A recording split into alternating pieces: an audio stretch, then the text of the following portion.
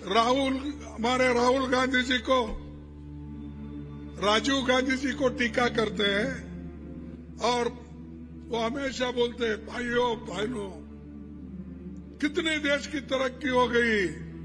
आपके हाथ में जो मोबाइल है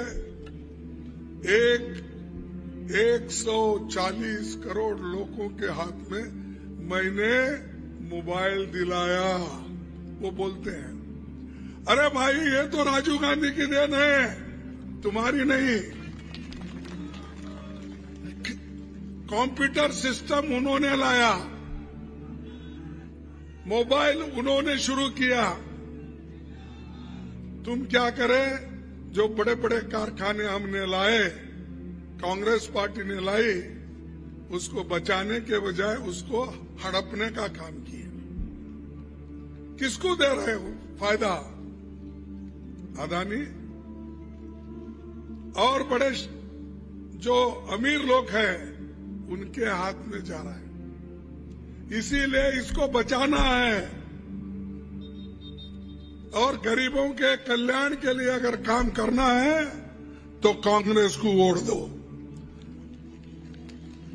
अब देश को बर्बाद करना है, लुटेरों को लाना है तो तुम्हारी मर्जी, उनके साथ जाएगी।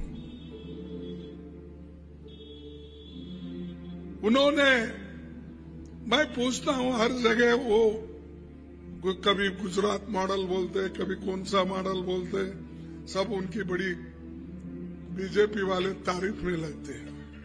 अब भाई आप इतने अच्छे काम किए हुए, तो मैं पूछता हूं अहमदाबाद में आप 13.5 साल मुख्यमंत्री थे, 10 साल से प्रधानमंत्री हो, 23 साल से आप हुकूमत में हो। क्यों वहां स्त्रियां पौष्टिक आहार से मर रहे हैं, बच्चे मर रहे हैं? सबसे कम अगर पौष्टिक आहार का फायदा मिलता है तो वो अहमदाबाद में, गुजरात में मिलता है।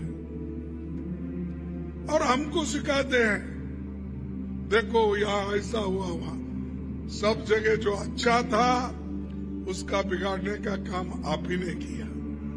कहीं शांति रहती है तो अशांति करने का काम आपका है। और चुनाव, प्रजातंत्र में चुनाव होना, ये तो संविधान में लिखा है। पंडित जवाहरलाल नेहरू जी और डॉक्टर बाबा साहब अम्बेडकर ने संविधान बनाकर विदेश में मां बहनों को वोटिंग का अधिकार नहीं था, लेकिन यहां पर आजादी मिलते ही, संविधान बनते ही महिलाओं को अगर अधिकार मिला है वो भारत में मिला है, हिंदुस्तान में मिला है। हमने ये काम, जो आदिवासी है, दलित है, किसान है, गरीब है, अल्पसंख्यक है, उनके लिए तो तुम कुछ काम नहीं करे। अब आदिवासियों की याद आ रही है। अब ये 2-3 साल में वोटों के लिए हर जगह जाना, तुम बनवासी हो, तुम ये हो, अरे हम तो आदिवासी है। मैं तो पार्लियामेंट में बोला, आप सुने क्या नहीं? मेरे को कोई बोले कि बाबा साहब अम्बेडकर में इतना, उनके ऊपर इतना अत्याचार हुआ और इतना हरासमेंट हुआ, बहुत कुछ हुआ, लेकिन वो इस देश छोड़ के बाहर जाने का कभी नहीं सोचे। वो एक बहुत बड़े इकोनॉमिस्ट थे, लॉयर थे, लेकिन उन्होंने इस देश को छोड़ के जाने का काम नहीं किया। वो मैंने हमारे इनको पूछा, कौन हमारे डिफेंस मिनिस्टर अब है, राजनाथ सिंह जी को, और वहीं पर मोदी साहब भी बैठे थे। वो भाषण दे रहे थे, इंटरवेन कर रहे थे। तो मैं उनसे पूछा, राजनाथ सिंह जी, डॉक्टर अंबेडकर कहाँ जाना? डॉक्टर अंबेडकर को यहाँ के भूमि पुत्र है, आदिवासी है वो, ये जमीन हमारी है, तुम जाओ, जाना है तो बाहर जाओ। मैंने ये ओपनली इसलिए कहा, मेरे गुस्सा है, बाहर जाओ। कहाँ जाना? हम तो यहाँ मरे पड़े हुए हैं, ना हमको विद्या मिली, ना हमको पैसा मिला, ना हमको जमीन मिली, ना हमको कपड़े आंख के ऊपर नहीं मिले, हमारे को सर पे छत नहीं, कुछ नहीं, और हमको आप बाहर जाओ बोलते हैं। और आप मजे कर रहे हैं हमारे मेहनत के ऊपर, हमारे कमाई के ऊपर। आप जिंदा हो, और हम जो जिंदा रखे आपको, हम ही को बोलते तुम बाहर। तो ये आप सोचना है, ये लोग बैठकर गरीबों का शोषण कर रहे हैं, और कुछ भाषण जोरदार दिए तो पेट नहीं भरता उससे। भाइयों और बहनों, मैं आपके लिए हूँ, आपके दुख में हूँ, गरीबों के लिए मैं पैदा हो गया हूँ, ऐसा बोलते हैं, लेकिन किए क्या गरीबों के लिए?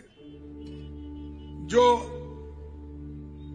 अदानी के लिए किए, उसका 10 पैसे भी अगर आप आदिवासियों को करते तो बहुत से बच्चे आज पढ़ लिख कर बाहर आते थे। 10 पैसे आप उसको एयरपोर्ट बेचे, खान बेच रहे हो, कोयले की खान, आयरन खान, पानी, पोर्ट, एयरपोर्ट। अगर अच्छा रास्ता है तो टोल वसूली के लिए ऐसे लोगों को देना, अमीरों को, सब कुछ। और हम कमा के दे रहे हैं। नेहरू जी कमा के बड़े बड़े आधुनिक मंदिर यानी कारखाने बनाए, तुम वो बेच के खा रहे हो आज। और हमको बोल रहे कितने नए कारखाने आपने खोला, कितने नए पब्लिक सेक्टर खोला। पब्लिक सेक्टर बेचने के बाद वहां जो रिजर्वेशन मिलता था वो अब नहीं मिल रहा।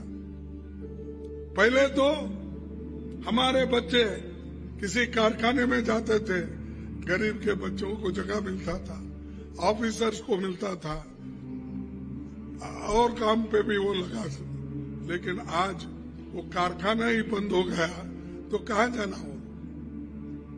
ये किसी ना किसी तरह से ये गरीबों को सत्ता यानी काम से हटाना, और सिर्फ उन्हीं के लोग वहां बैठना। अब तो ऐसा शुरू हो गया है, सेक्रेटरीट जो दिल्ली में है, पार्लियामेंट सेक्रेटरीट, बड़े, वहां पर दूसरों को जगह ही नहीं है। वो जिनको चाहते हैं उन्हीं को नौकरी मिलती है। और नौकरी देते वक्त भी मोदी जी क्या करते मालूम है आपको? मोदी जी जो अपॉइंटमेंट करके, पहले आप बहुत से लोग यहाँ पर सरकारी नौकरी में होंगे, उनको मालूम है क्या आपके नौकरी के अपॉइंटमेंट ऑर्डर देश के प्रधानमंत्री बांटते थे। अब सच बोलिए, वो अंडर सेक्रेटरी से टपाल में आता था, देखकर खुश होता था, लेता था। यहाँ खुद प्राइम मिनिस्टर एक 4000 नौकरी दिए तो वो पूरा बांटते फिरते। हाँ, 2 नहीं, वो तो 2 करोड़ देने का वायदा किया था, वो तो अलग होगा। ये जो है नौकरियां जो 2000-3000 भी अगर रिक्रूट करते हैं, उसके पर्चा के जैसे सब कुछ बढ़ते रहता है। अरे वो तो काम है, काम वो है 30 लाख नौकरियां इस देश में खाली है, वो भर्ती करो। उसमें आदिवासियों को नौकरी मिलती है, दलितों को नौकरी मिलती है, प्रमोशन मिलता है, और वो मजबूत होके अपने फैमिली का, अपने कुटुंब का, अपने बच्चों का पालन पोषण वो कर सकते हैं। लेकिन किसी को परमानेंट नौकरी नहीं मिलना, ये उद्देश्य से बीजेपी काम कर रही है। यही उद्देश्य से आरएसएस उनको सपोर्ट कर रही है। इसलिए भाइयों, आपके लिए लड़ाई हम लड़ रहे हैं। ये लड़ाई आपकी है। जो महिलाओं की बेइज्जती हो रही, दलितों की बेइज्जती हो रही है और नौकरियां नहीं मिल रहे हैं, और बाकी तो छोड़िए, अब छोटे छोटे ना दाल लो महंगा, तेल लो महंगा, प्याज महंगा, और सब चीज महंगी। इनके क्यों कंट्रोल नहीं कर रहे? क्या बड़ी बात है ये? तो इतने महंगे हो गए हैं। कोई एक आदमी मुझे बोला, साहब मैं मार्केट में गया था, देख रहा था कहाँ सस्ता मिलता है, समझ के वो मंडी में फिर रहा था। जरा अच्छा एक दुकान देखा, वहां पर जरा लाल लाल ये अपने प्याज का डेरा डाला हुआ था, उसको छूने गया तो वो बोला मत छुओ इसको, अगर तुम श्वास भी लेंगे उसका पैसे देना पड़ेगा, अगर उसका बांस भी लेंगे तो पैसे देना पड़ेगा, तो इसीलिए वो बहुत महंगा है, तुम जाओ। ऐसी स्थिति, अरे प्याज नहीं मिल रहा, दाल नहीं मिल रही, क्या सरकार बना रही है? और हर जगह जाके भाषण करते हैं। अरे म्युनिसिपालिटी में भी जाते हैं तो भाषण करते हैं इलेक्शन का, जिला पंचायत में जाते हैं वहां भी भाषण करते हैं, एमएलए इलेक्शन में जाते हैं वहां भी भाषण करते हैं, एमपी इलेक्शन तो छोड़ो, ये मेरा इलेक्शन बोलते हैं, एमएलए इलेक्शन को भी ये कहते हैं मेरा चेहरा देख के वोट दो। जिला पंचायत के इलेक्शन में कहीं गए तो मेरा चेहरा देख के वोट दो। अब एमएलए इलेक्शन में भी तुम्हारा चेहरा देखना, एमपी इलेक्शन में भी तुम्हारा चेहरा देखना, जिला पंचायत और म्युनिसिपालिटी में अगर तुम्हारा चेहरा देखना, कितने बार तुम्हारे चेहरे दिखाएंगे अभी? क्या हर जगह चीफ मिनिस्टर बनने वाले हो? कारपोरेशन इलेक्शन में मेयर बनने वाले हो? प्रधानमंत्री की जगह मिली है देश के सुरक्षित रखने के लिए, देश को मजबूत बनाने के लिए, महिलाओं को शक्ति भरने के लिए, बच्चों को विद्या देने के लिए, आंख पे कपड़े देने के लिए, सर पे छत देने के लिए, वो काम करो। वो सब छोड़ के हर जगह मैं हूं ना, मैं हूं ना, मैं हूं। क्या हर जगह तुम जिला पंचायत अध्यक्ष बनेंगे?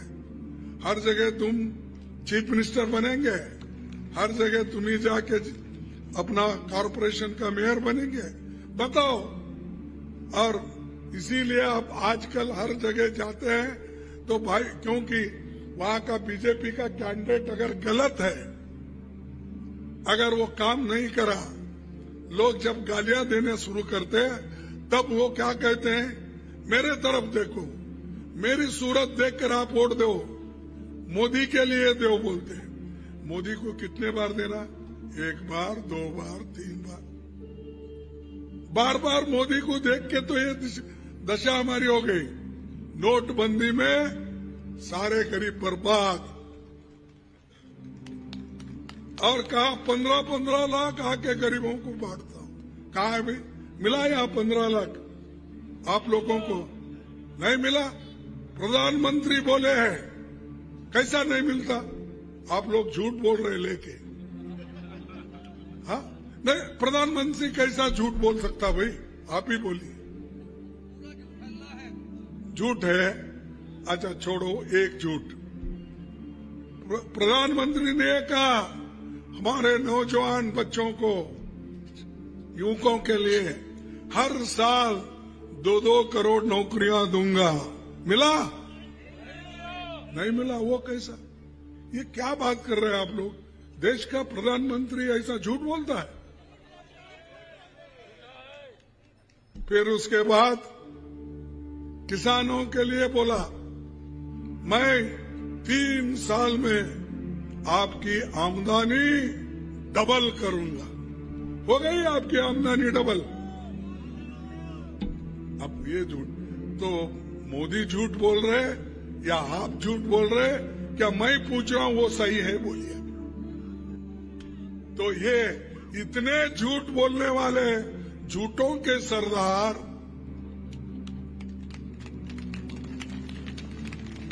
उनकी भाषण सुनते हो, उसकी बात सुनते हो और मेरा चेहरा देखो बोलते, तुम्हारा कैसा चेहरा देखना। इतने झूठ बोलने के बाद तो लोग ऐसा बोलेंगे भाई झूठा है, छुपाएंगे। तो ये है, हम हमेशा जो वायदा किए वो हमने निभाया। हमको सरकार बनाने के लिए लास्ट टाइम आपने आशीर्वाद किया था। आपके सभी मुद्दे हमने निभाया और उतना ही नहीं, जो कुछ हमने कहा वो करके दिखाया। यहाँ इतनी मजबूत सरकार है, आप मजबूत लोग हैं। यहाँ पर क्या कर रहे हैं? मोदी साहब अपने साथ 3 प्रचारक को लाते हैं। 3 प्रचारक, समझते ना? 3 प्रचारक को लाते अपने साथ। एक ईडी को लाते, एक सीबीआई को लाते हैं, एक इनकम टैक्स को लाते हैं। वो तीनों लोग स्टार प्रचारक उनके। ये स्टार प्रचारक को लेके आके अगर आ रहे वो तो 5 दिन 6 दिन पहले धाड़ गिरती है। जो कांग्रेस वाले हैं उनके घर पे छापा डालो। क्यों? क्योंकि इलेक्शन ठीक नहीं होना और लेवल प्लेइंग ग्राउंड नहीं होना, ये उनका उद्देश्य है। और ऐसे आदमी को अगर आप वोट देकर फिर से उनकी सरकार यहां पर बसाएंगे तो आदिवासी का जो शोषण हो रहा था वो शोषण चलेगा, दलितों का शोषण जो है वो चलेगा, गरीबों का शोषण चलेगा। तो आज हम थोड़ा कुछ ऊपर उठे हैं, वो इंदिरा गांधी जी के वजह से, नेहरू जी के वजह से और आजादी दिलाने वाले महात्मा गांधी जी की वजह से। इनका तो कुछ भी नहीं है, ना आजादी दिलाने में हिस्सा लिए, ना काम करने में उन्होंने हिस्सा लिया, ना कारखाने बनाने में उन्होंने कोई कोशिश की, कुछ नहीं। सिर्फ उनको हुकूमत होना चाहिए। तो अब पहले तो हमारे रमन सिंह थे शायद 15 साल। अब आप ही देखिए 15 साल की उनकी हुकूमत, 5 साल की बघेल की हुकूमत, कांग्रेस की हुकूमत, कौन सी अच्छी है? तो आपके जोर नहीं आ रहा। तो 15 साल उन्होंने हुकूमत की, गरीबों के लिए कौन सा काम किया आप बोलिए। और हमने क्या किया वो बोलते हम, मेरे पास पूरी लिस्ट है यहाँ, लेकिन समय नहीं है, वो पूरा बोलने नहीं जाऊंगा। अब जो इस बार वायदा कर रहे हैं और जो घोषणाएं हैं, ये आप सबको मालूम है, पहले की तरह इस बार भी होगा किसानों का कर्ज माफ।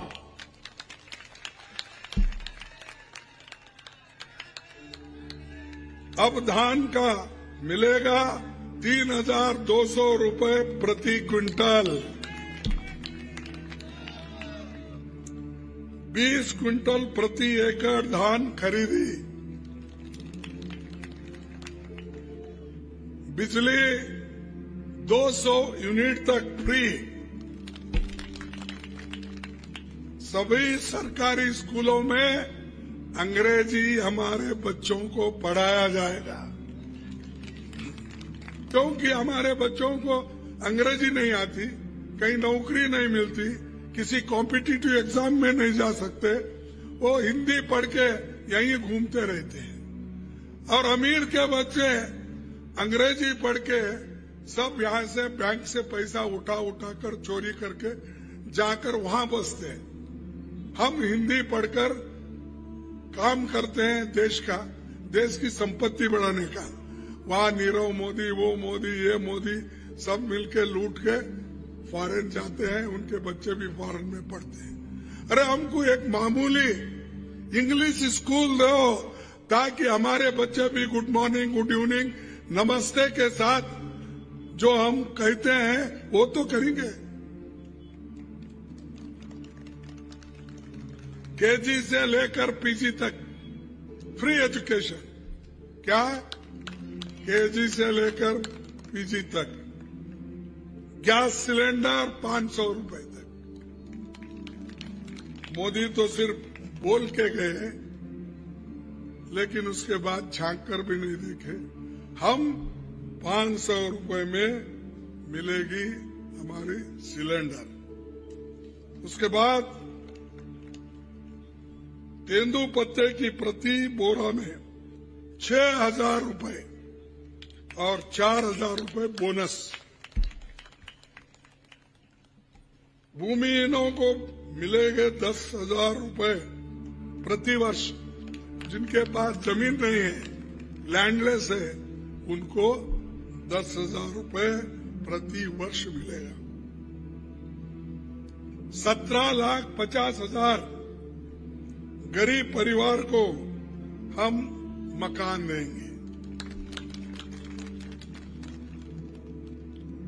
ये छोटे मोटे जो बिजनेस, जो जंगल में जो छोटे मोटे काम करने के लिए जो एमएसपी देते हैं, लघु वनोपजों की एमएसपी पर मिलेंगे अतिरिक्त 10 रुपए प्रति किलो। उसको भी 10 रुपए हमने ज्यादा बढ़ाया है। उसके बाद अब 10 लाख रुपए एक का मिलेगा मुफ्त इलाज। एक को 10 लाख रुपए तक मुफ्त इलाज। सभी सरकारी स्कूल में बनेंगे स्वामी आत्मानंद स्कूल। दुर्घटनाओं का इलाज मुफ्त। सहायता समूह का भी होगा कर्ज माफ।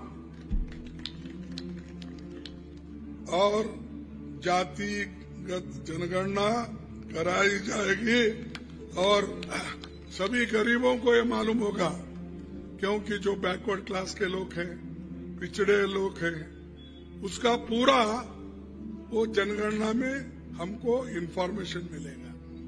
उससे ये मालूम होगा कौन से जाति में कितने लोग ग्रेजुएट है, कितने लोग पोस्ट ग्रेजुएट है, कितने लोग नौकरी में, सरकारी नौकरी में है, कितने लोगों की आमदनी क्या है। ये सारी चीजें जातीय गणना में बैकवर्ड क्लास का हो या दूसरे कम्युनिटी का हो वो आएगा। माइनॉरिटी का आएगा, शेड्यूल कास्ट को आएगा, शेड्यूल ट्राइब्स का आएगा, बैकवर्ड्स का, सबका आएगा। उसके ऊपर फिर हम प्लान करेंगे किसको किसको क्या करना, कौन से उद्योग को कितना सपोर्ट करना, ये सब करने जा रहे हैं। तो इसको मोदी जी अपोज कर रहे हैं, मोदी जी अपोज कर रहे हैं, और वो कभी इधर बोलते कभी उधर बोलते। वो शाह ये बोलते हैं हमने कभी अपोज नहीं किया बोलते, मोदी बोलते ये ठीक नहीं करने का, तुम लोग बैकवर्ड को डिवाइड कर रहे, शेड्यूल कास्ट को डिवाइड कर, ये कहते हैं। इसीलिए मेरे को अभी चिट्ठी आ रही, मेरे को बोलना बहुत था, लेकिन मेरी हवाई जहाज अपना नहीं उड़ता, तो इसीलिए मैं भी परेशान, फिर आपको भी परेशान नहीं करना चाहता हूं। हम सब मिलके मोदी को परेशान करेंगे। सबको धन्यवाद। जय हिंद, जय हिंद, जय हिंद, जय कांग्रेस, जय कांग्रेस, जय कांग्रेस। आप सबको धन्यवाद और नमस्कार।